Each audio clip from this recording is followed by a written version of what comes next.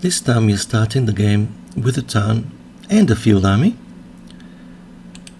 So here's our army of 8 thorns led by Thor.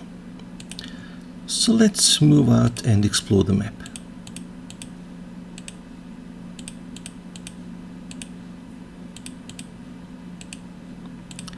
And here is a watchtower.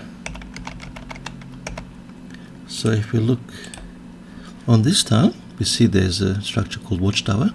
But notice there are no residents. There is nobody living here. It's an abandoned watchtower. So if we try to move there, we won't be able to interact with anyone. We will simply move there. Well, once we have enough action points. And now we can see much further because we're on a mountain, not because of the watchtower, because the watchtower is still abandoned. So we can't convince these people to join us because they're not there. But what we can do is we can settle one of our units inside the watchtower and claim it that way. So we have thorns available, so let's use one of them to settle inside the watchtower.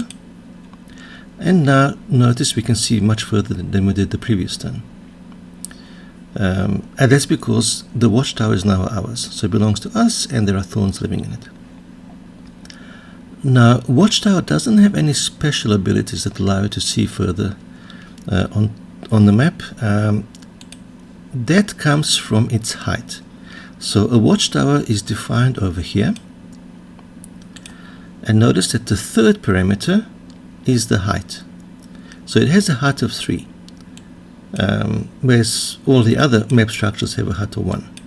So effectively, it's allowing us to view the map from 3 points of elevation higher than the terrain itself.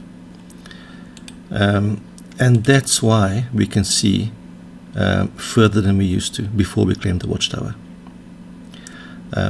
Now at this point, the watchtower behaves in exactly the same way as if we had found it settled already and convinced its residents to join our kingdom.